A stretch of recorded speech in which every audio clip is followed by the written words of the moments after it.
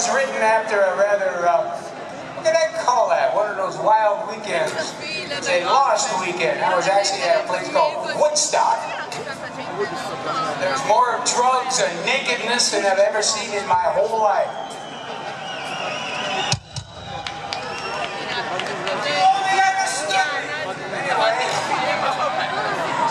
And I didn't do any of that stuff, but I did go home to California and I wrote this song.